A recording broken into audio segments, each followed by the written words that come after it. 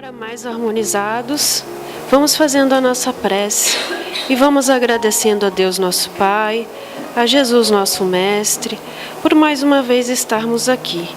Obrigado, Senhor, por tudo que nos dás, pelo pão de cada dia, pelo trabalho, pela família, pelos amigos, por tudo que temos, até as coisas boas e as coisas ruins também, que sabemos que sempre são para o nosso aprendizado. Senhor Jesus, te pedimos as tuas bênçãos salutares para todos que amamos, que convivem conosco.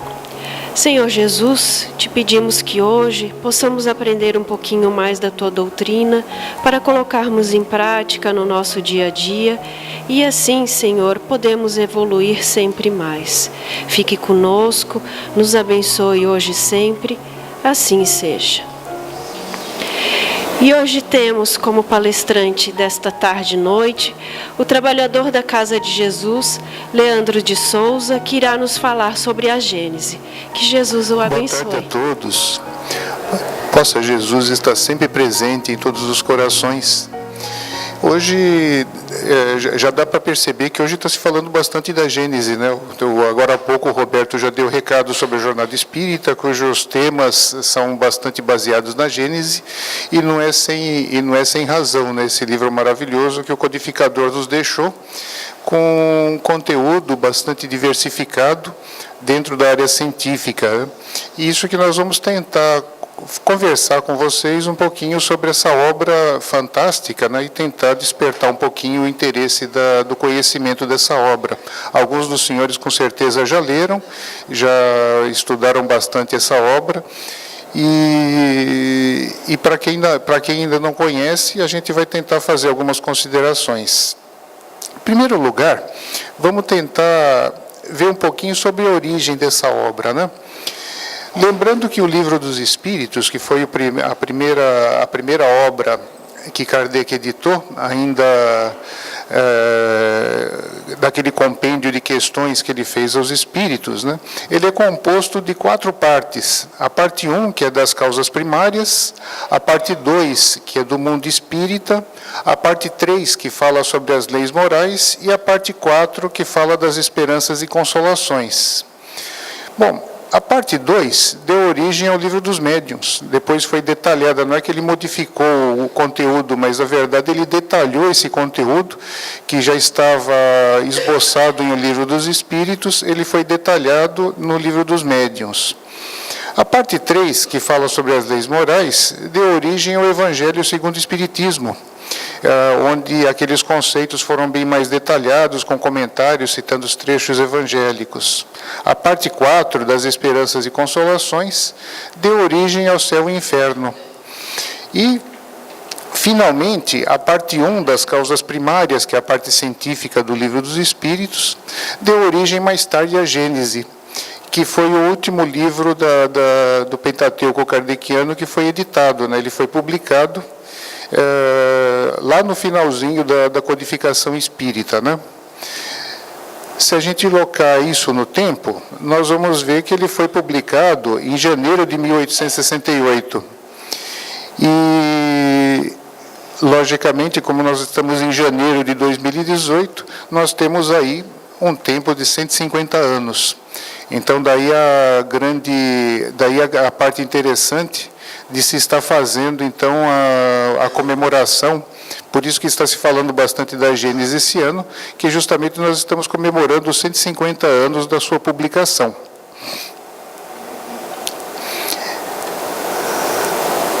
Avançando um pouquinho mais, né, além já vimos que ela se originou então da parte primeira do Livro dos Espíritos, mas qual que era a finalidade, né? Tá despertando uma questãozinha, né? Justamente a parte primeira do Livro dos Espíritos, né, a parte que Kardec colocou primeiro, ele deixou para detalhar por último, né? Notaram que coisa interessante, voltando um pouquinho o slide aqui, aquele primeiro que a gente apresentou. nota que ele começou a parte 2 primeiro, que foi o livro dos médiuns, que saiu na sequência, depois saiu o Evangelho, depois saiu o Céu e o Inferno, e por último que saiu a Gênese. Ou seja, ficou na ordem inversa, né? Porque a primeira parte do livro dos Espíritos foi detalhada mais tarde, né? Deu origem mais tarde, foi a última obra a ser editada. E nós já vamos descobrir por quê, né?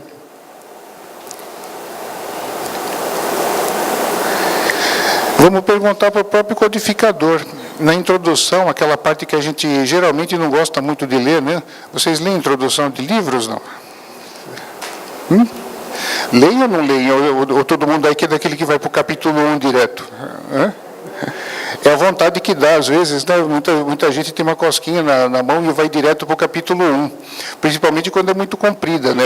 A do Livro dos Espíritos, por exemplo, é uma introdução de 52 páginas, mas ela traz ali uns conceitos importantíssimos, e podem ficar tranquilos que a Gênese é bem mais curtinha, mas também tão importante quanto, né? É porque nessas introduções é que justamente Kardec coloca conceitos que às vezes vão nos ajudar bastante a interpretar essa obra, né?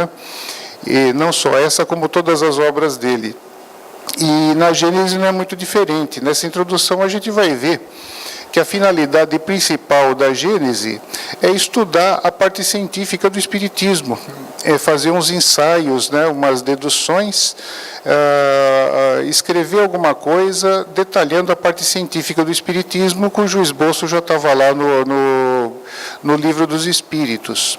E não somente a ciência por ser ciência, mas as consequências de tudo aquilo que a gente estava vendo no Espiritismo na parte científica. Notem que a Gênese, quando foi publicada em 1868, alguém lembra quando foi publicado o Livro dos Espíritos? Calma, gente, um de cada vez, hein? 1853, muito bem, o Livro dos Espíritos foi publicado em 1853. Então, entre 53 e 68... 57, tem razão. 53 foi onde começou a confusão, né? Onde começou a Kardec entrar nesse rolo. Então, nós tivemos ali, entre 57 e 68, nós tivemos 11 anos. E nesses 11 anos, estava acontecendo um fato muito importante nessa... Kardec não ficou parado esse tempo todo, ficou fazendo outras obras.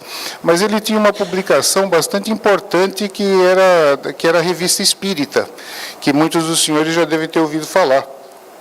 Muitas das coisas que estão na Gênese, ele já tinha feito um ensaio, já havia publicado na Revista Espírita, até com uma finalidade assim de caso pensado, para que isso pudesse ser discutido, que essas coisas pudessem ser passadas aos estudiosos do Espiritismo, e que ele pudesse recolher outras opiniões e comparar também com a ciência contemporânea.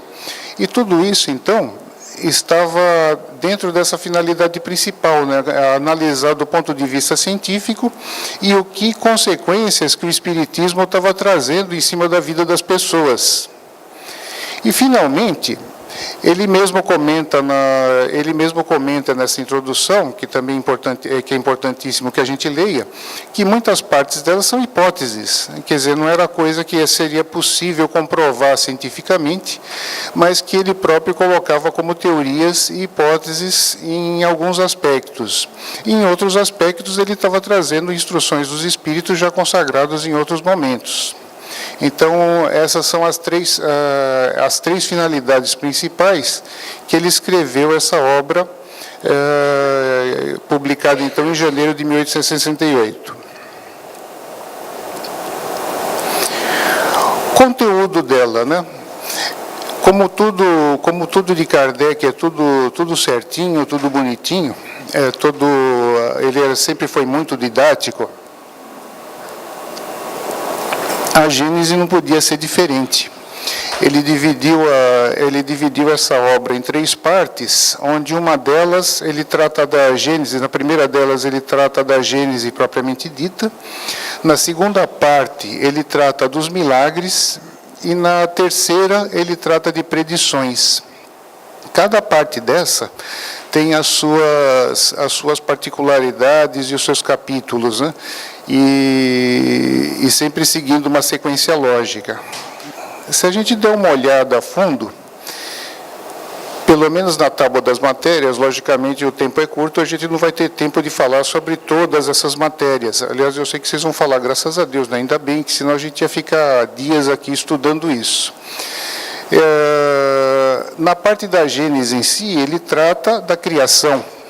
Então, ele começa falando ali sobre o caráter da revelação espírita, o caráter científico, filosófico, religioso. Ele vem detalhando tudo isso em partes e trazendo conceitos que são importantes para a gente entender tudo isso. No capítulo 2, ele vai falando da existência de Deus.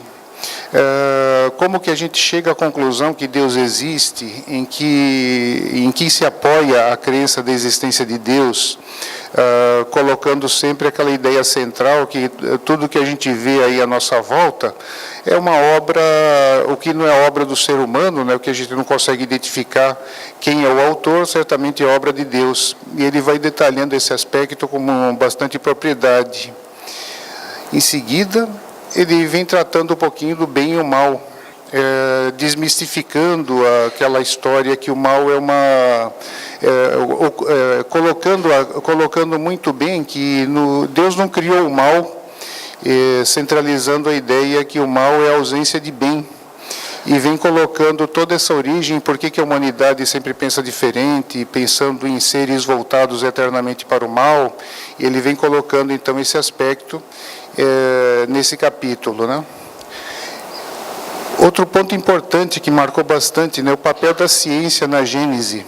Esse capítulo é de fundamental importância, porque se a gente lembrar o que tinha antes, né, só dar uma pensada rápida, né, que outra religião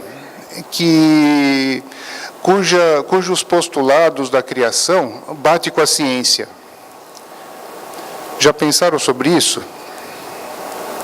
Existe alguma outra religião, além do Espiritismo, onde a gente vai olhar a forma como essa religião interpreta a criação, e isso está de acordo com a ciência? Nenhuma, né? Porque todas as religiões contam histórias que... eu não vou dizer que estejam erradas, mas que estão contadas de uma forma fácil para o povo da época pudesse entender. E Kardec nos coloca de uma maneira fantástica a ciência batendo com a religião.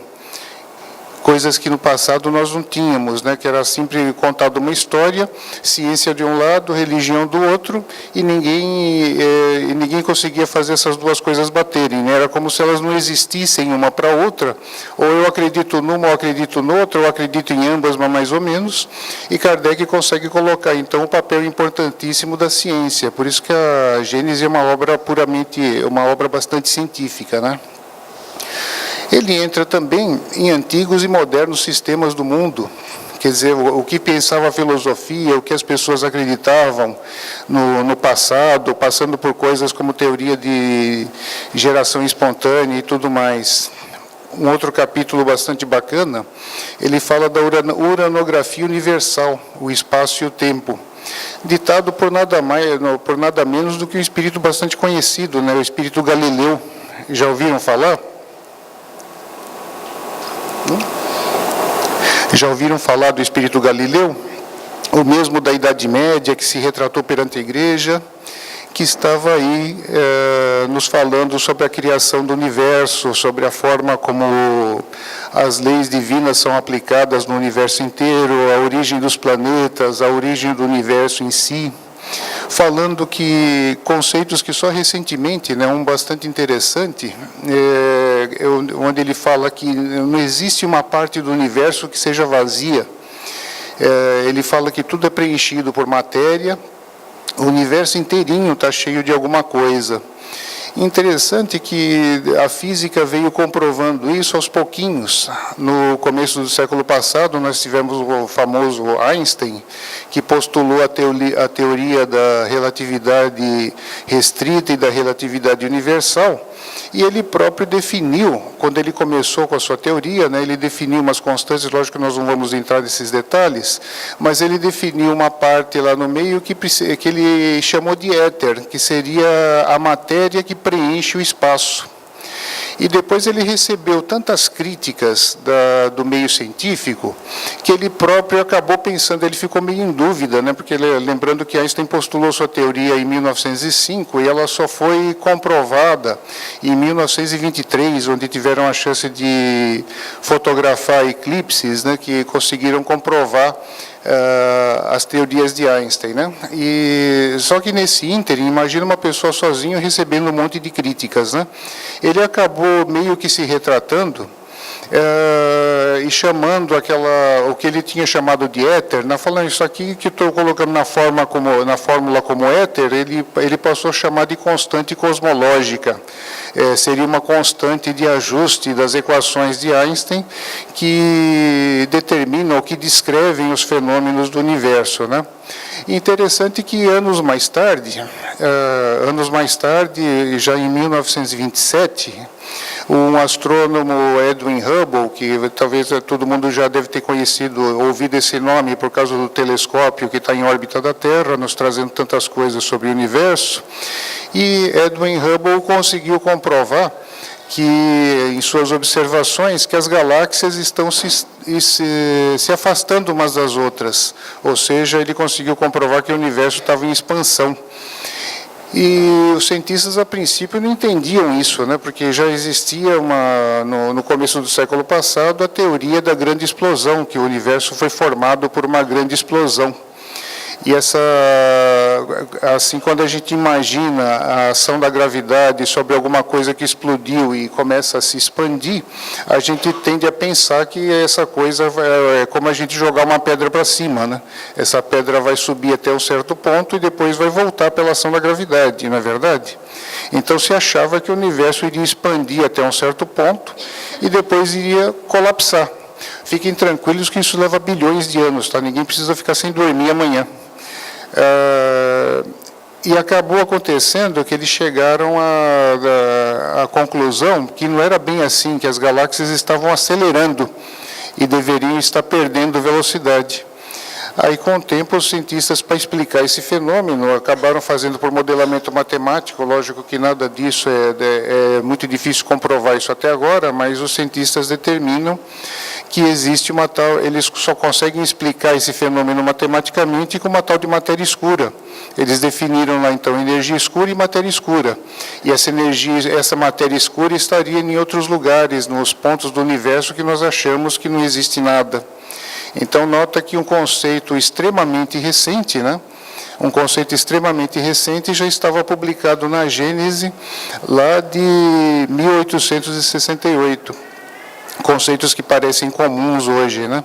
Então, quanta coisa nós estamos vendo que Kardec nos coloca. Ele faz também, ali no capítulo 7, um esboço geológico da Terra. Coisas que hoje parecem também comuns, né? Para quem está acostumado a assistir essas coisas da History, por exemplo, esses canais documentário, a gente vê muita coisa, alguns programas que falam sobre geologia, que mostram a origem das rochas, por onde o caminho que a Terra passou para chegar até hoje, placas tectônicas, que hoje parecem conceitos comuns, né? Que a gente ouve falar sempre quando a gente vê notícia na TV de terremoto, por exemplo, movimentação dos continentes, né? Então, hoje é algo mais ou menos comum, que causava espanto há um século atrás, a gente saber, por exemplo, que as rochas que estão no Lago Ness da Escócia são idênticas à de Nova York, da cidade de Nova York, né? Então, o que significa que já estiveram juntos em algum momento do passado, que os cientistas conseguem ter meios para verificar isso hoje em dia, né? Os geólogos conseguem verificar isso hoje em dia, e também a formação dos períodos geológicos da Terra, os períodos que nós tivemos congelamento, né? Eras glaciais, tudo isso daí foi algo que foi comprovado, pesquisado ou falado no começo do século XX para cá. Então, imagina que em 1868, nós já tínhamos lá o esboço geológico da Terra, um capítulo inteiro falando sobre isso, que já colocava essas ideias de uma forma bastante clara, né, que já dava todas essas ideias para a gente começar a pensar. Teorias sobre formação da Terra. Até hoje os cientistas discutem, né? E naquele tempo já tinha ali, Kardec colocava a título de hipótese, né? Ele coloca ali umas 2 ou 3 teorias diferentes sobre a formação do globo terrestre, incluindo a formação da Lua, e nota que essa é mais controversa ainda, porque também tudo no nível das hipóteses, né? Essa é tão controversa que mais ou menos há 30 anos atrás a própria ciência mudou um pouquinho a ideia da formação da Lua. No capítulo 9, ele coloca ali as evoluções do globo. Então, o que aconteceu, as coisas que o relevo do planeta modificando, as coisas modificando na Terra, a paisagem, montanhas, tudo isso daí ele coloca de uma forma bastante interessante também a nível de hipótese. Depois ele vem uma outra parte não menos importante, né, a gênese orgânica. Ele vem falando lá do comecinho da formação do planeta e das espécies, né? As espécies chegando à vida, como o princípio inteligente começa a interagir com a matéria e começa a dar origem na vida, né? Nota que isso foi praticamente ao mesmo tempo que Darwin estava trazendo a sua teoria ali da evolução das espécies, né? Então era algo pouco conhecido. Hoje parece até, digamos assim, hoje os dados estão mais acessíveis para todos nós. Imagine que naquele tempo não tinha nada disso, né? E já ele colocando a gênese orgânica inteira. E a gênese mosaica, ele finaliza essa parte primeira, né, essa parte sobre a gênese, falando sobre a gênese mosaica, que agora há pouco a gente falava da diferença em que as várias religiões têm com a ciência. E quando Kardec coloca isso de uma forma tão simples, né, simples vamos dizer assim, porque ele era muito didático, né, porque o assunto é bastante complexo, mas ele compara o que está escrito na Gênese mosaica, né, dos 6 dias da criação, ele compara com a evolução real da Terra. Com as várias eras, com a formação das várias espécies, o que a Gênese falava no primeiro dia, o que a Gênese falava no segundo dia da criação, no terceiro dia, assim por diante, e colocando de uma maneira bem simples, bem desmistificada, onde a gente nota que não é que a Bíblia esteja de uma forma errada, mas que nós não tínhamos maturidade espiritual na época para entender o que aquilo queria dizer. É a mesma coisa quando uma criança nos pergunta sobre algum assunto complexo, a gente conta uma historinha para a criança, porque a gente sabe que ela não vai ter condições de entender daquela forma, né? Se a gente for trazer o assunto científico da maneira como se deveria. Então, sendo crianças espirituais na época, eu falo nós porque a gente estava, de uma forma ou de outra, a gente estava encarnando em algum lugar naquela época e precisávamos e tínhamos curiosidade de saber disso, né? Em todas as culturas a gente sempre vê ali um interesse muito grande de todas as pessoas pela criação. E era necessário que a criação fosse nos colocada de uma forma que a gente pudesse entender, mas que nós não tínhamos o elemento científico, a cultura ainda, para que a gente pudesse entender tudo isso. Então a Bíblia foi colocada ali, a Gênese mosaica foi colocada de uma forma que nós pudéssemos entender na época, sem termos os conhecimentos científicos necessários que nós temos hoje. Então, na verdade, não é que a Bíblia esteja errada, é um livro maravilhoso que conta a história da criação da Terra, mas de uma maneira, de uma linguagem poética, para que as pessoas da época pudessem entender. As pessoas da época entendam-se nós. Perfeito até aí, gente? Alguém entendeu alguma coisa? Ou estou falando muito rápido ainda? E como sempre, eu sempre dou chance de vocês falarem também, viu? Fiquem à vontade para falar ou fazerem suas colocações que acharem necessários. Então, aqui nesse momento, a gente vê que a grande... Por isso que o livro ganhou o nome de A Gênese, né? Porque a parte que ele mais trata, a parte que ele mais detalha, que toma uma maior parte do livro, é justamente da Gênese, da criação, tanto do universo como da terra, das espécies, da vida, e trazendo conceitos para nós que só muito recentemente a ciência tem comprovado. Então a gente vê que, e muitos deles também, vejam que é nível de hipótese. Às vezes, muita gente às vezes estranha, puxa, mas ele tem uma teoria da formação da Terra meio esquisita, tem uma teoria da formação da Lua, tem mais de uma. Sim, é porque na época ele não tinha, não existiam elementos científicos para comprovar essas teorias, né? E não existia a base científica que tem hoje. Então por isso que ele coloca algumas como teoria, e ele mesmo cita isso na introdução. Algumas dessas partes são hipotéticas e outras são históricas, né? E outras são históricas ditadas por espíritos que colocam a história do planeta, a história do universo. Veja, por exemplo, a uranografia universal, o esboço geológico da Terra, são coisas que são mais históricas e não hipóteses, né? Diferente, por exemplo, da parte de teoria sobre a formação da Terra, que isso daí ele colocava mesmo a nível de teoria. Ok, até aí? Depois ele passa para uma parte importante também.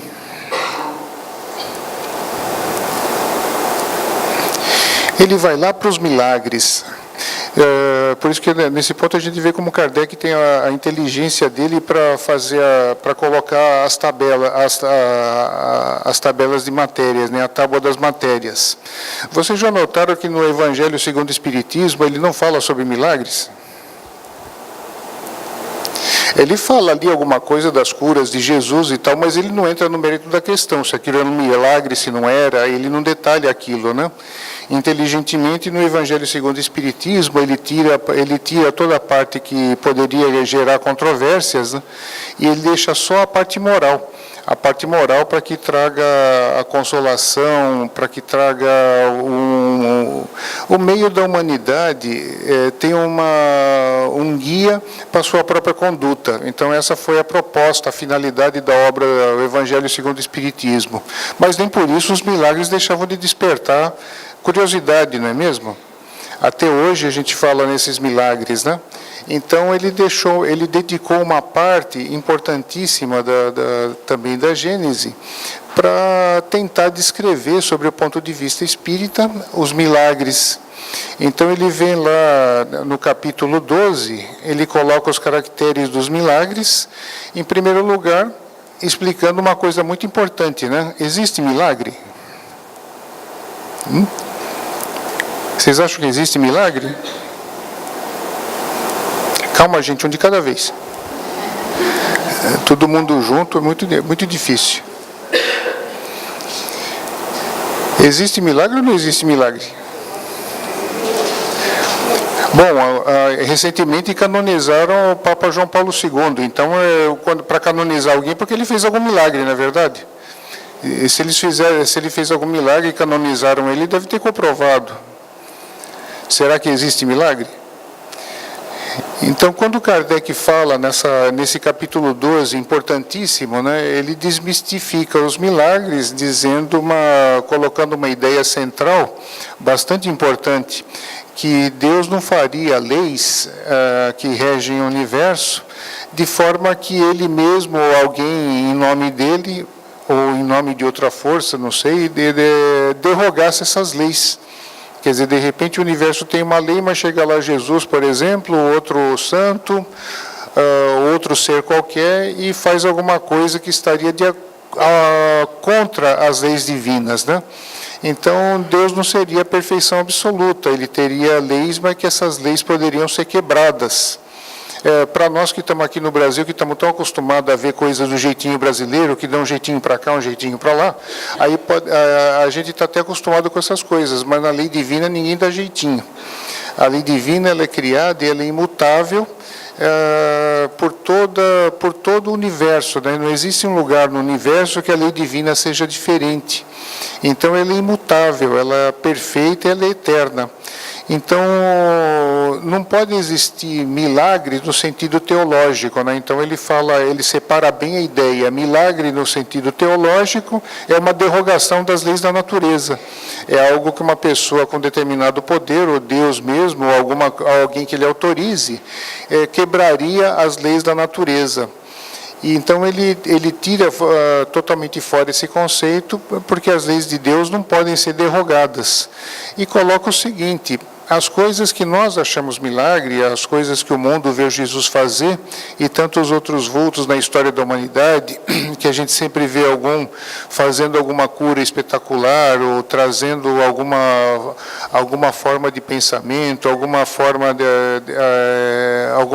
que parece uma derrogação das leis da natureza ao longo da nossa história, na verdade não é bem uma derrogação da lei da natureza, mas sim um fenômeno perfeitamente natural que foge ao nosso conhecimento.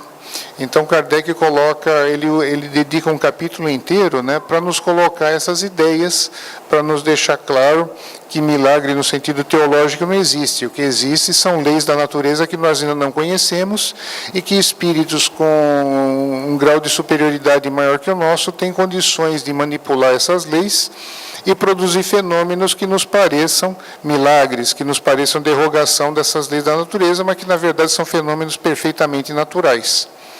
Então essa é a ideia do capítulo 12. No 14, ele coloca os fluidos.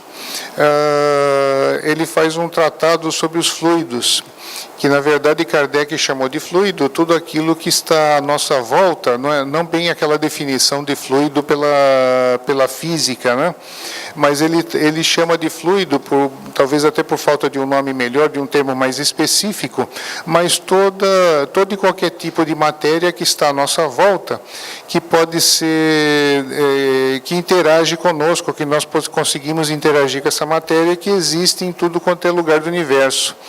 E nos coloca as ideias que toda matéria que existe no mundo, na verdade, são alterações desses fluidos.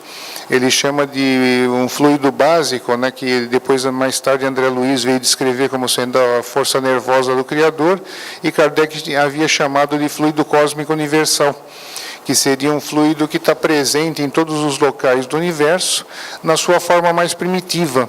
À medida que ele começa a interagir com a matéria ou com as mentes dos espíritos que vão modificando o seu estado, ele vai assumindo outras formas, outras densidades, na forma de acordo com cada mundo.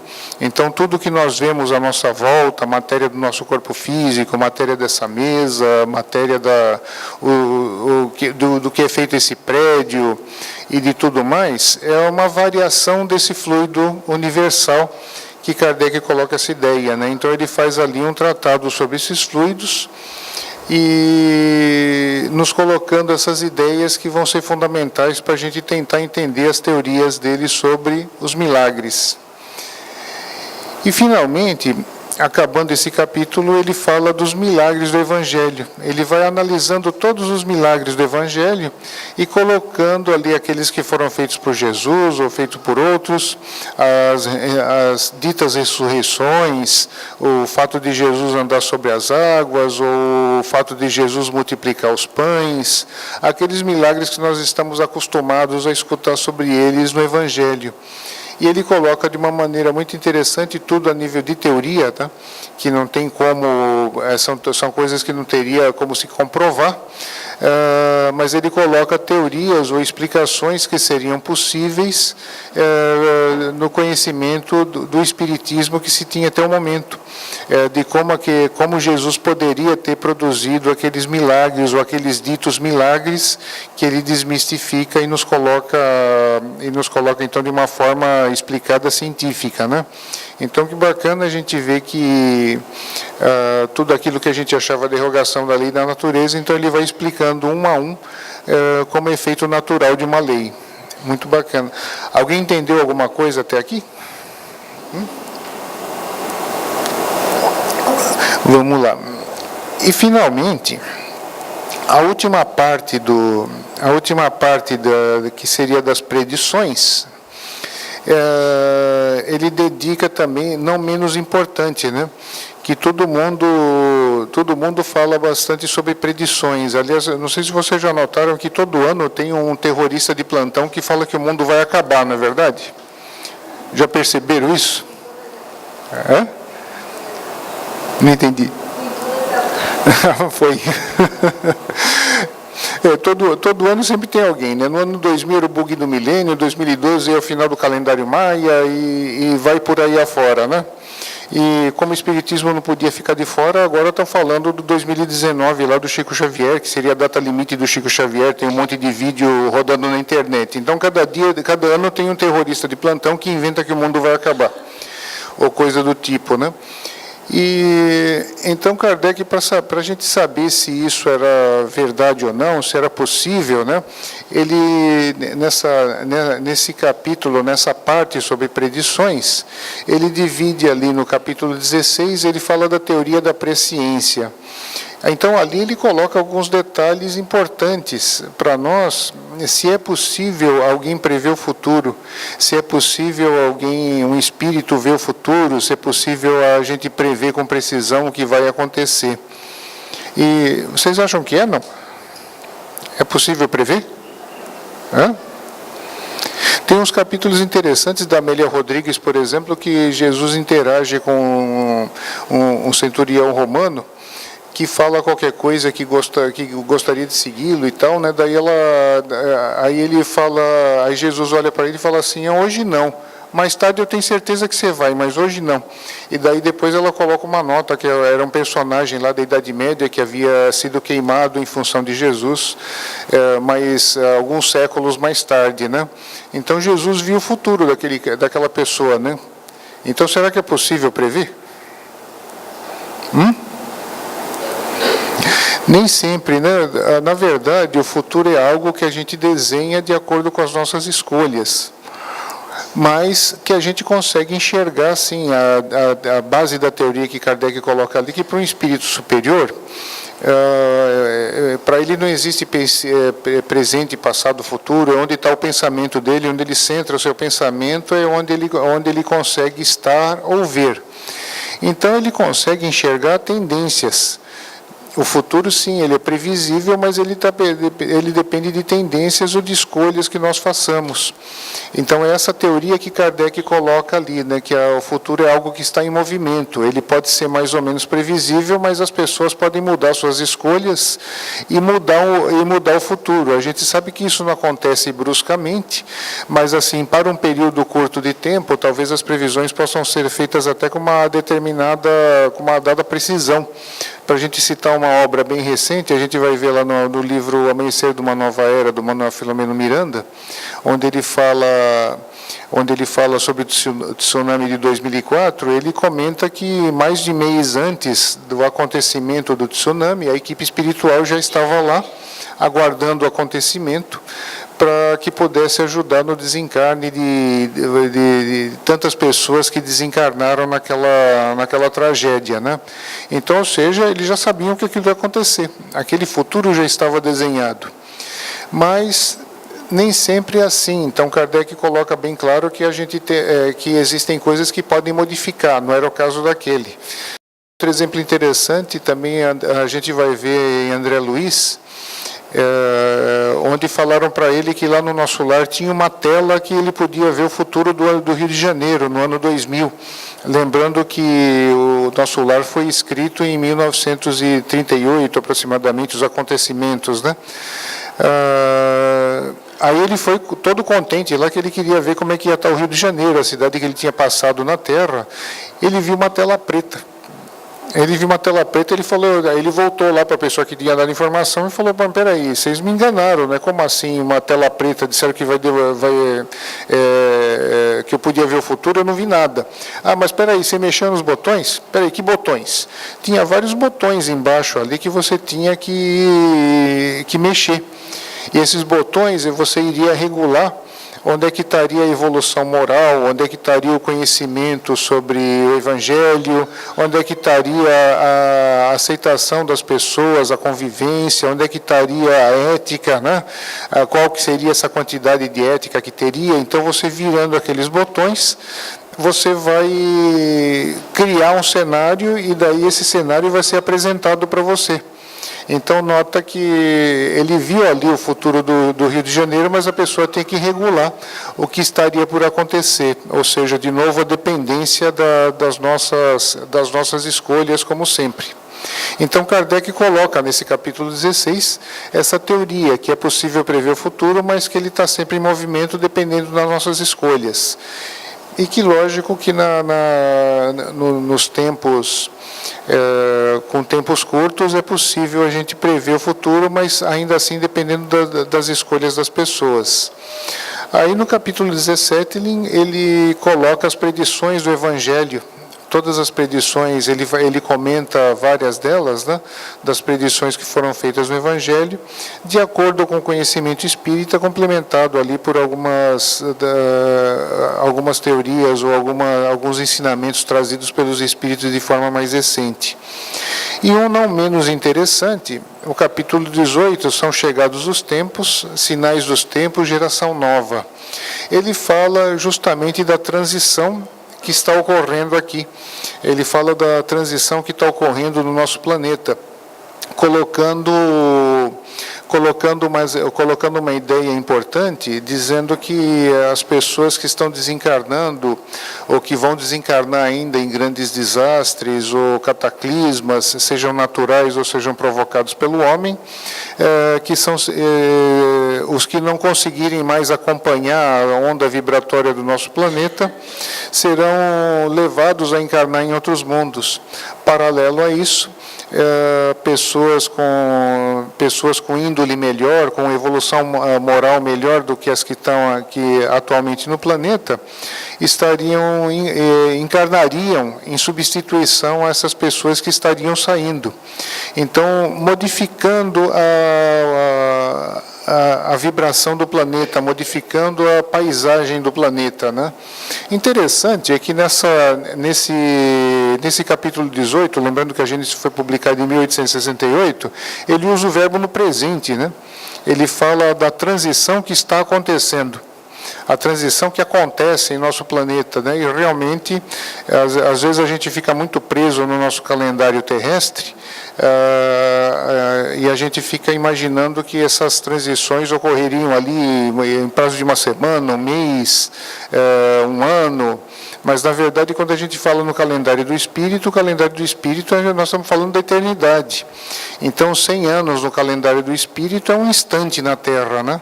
Então, quando os Espíritos dizem que nós estamos passando por uma transição, eles estão falando segundo o calendário cósmico, não estão falando ali sobre um mês, um ano, uma semana que nós passamos aqui na Terra, né? Então, essa transição para um mundo melhor, essa transição que tanto tão falada no Espiritismo, de um mundo de regeneração, de um mundo de provas e expiações para um mundo de regeneração, ela já vem ocorrendo, então, desde a época que a Gênese foi escrita. Aliás, e vem se intensificando, né, segundo as obras do próprio Manuel Filomeno Miranda e outras mensagens que a gente vê dos espíritos, ela vem se intensificando nas últimas décadas. Então, ela já está acontecendo, e com isso ele desmistifica essas histórias de fim de mundo. Por isso que antes da gente começar a falar sobre o assunto, a gente comentou sobre histórias de fim de mundo, né? Todo ano um terrorista de plantão fala que o mundo vai acabar. Mas nessas colocações que Kardec coloca, ele diz ali que aquelas pessoas que acham que o mundo vai dormir de um jeito e acordar de outro, vão ficar decepcionadas, né? Porque essa transição está indo aos pouquinhos. Essa transição está indo, não vou dizer lentamente, do ponto de vista calendário do Espírito, ela está sendo rápida. Mas do ponto de vista humano, né, do calendário da Terra, passa algumas algumas gerações. Então, gerações que encarnaram no começo do século passado não viram essa transição completa. Nós estamos no meio dela ali, quem sabe vamos ter algumas décadas pela frente. Então, histórias assim que o mundo vai acabar são, digamos assim, coisas que as pessoas inventam para ficar pensando ou tentar adivinhar como é que é o futuro. Mas essa transição toda ela ocorre de acordo com o estágio das pessoas, né? De acordo com o que a gente está vibrando, de acordo com o nosso conhecimento, de acordo com a nossa evolução moral. Quanto mais rápido a gente evolui, mais rápido essa transição ocorre. Quanto mais devagar a gente evoluir, ou a humanidade evoluir, essa transição vai ser um pouco mais lenta. E tão atual que parece que Kardec estava respondendo a essas várias tentativas de colocar para a Terra cenários apocalípticos, né? Então, uma parte fantástica também. E assim Kardec finaliza. A última parte que ele escreve justamente é essa da geração nova. Então, esse é o resumo dessa obra fantástica que não deveria faltar no conhecimento de nenhum de nós espíritas, né? Tem um material muito grande ali, bastante científico, teórico, mas que é importante para o nosso conhecimento, importante para o nosso desenvolvimento, para tudo que a gente vê em termos de evolução.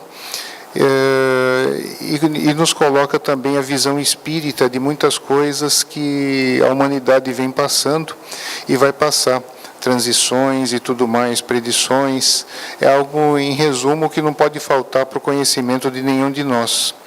Espero que tenha podido despertar em quem já conhece e estudar bastante essa obra. Quem ainda não conhece, não teve oportunidade, que possa ter despertado um pouquinho a vontade de conhecer um pouquinho mais dessa obra maravilhosa que Kardec nos deixou para melhorar o nosso conhecimento nessa área.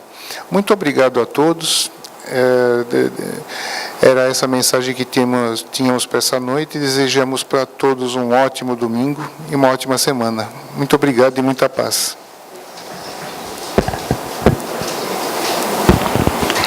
Agradecemos ao Leandro por esse convite, à leitura, para quem ainda não conhece, ao estudo, para quem já conhece a obra A Gênese, que está fazendo 150 anos.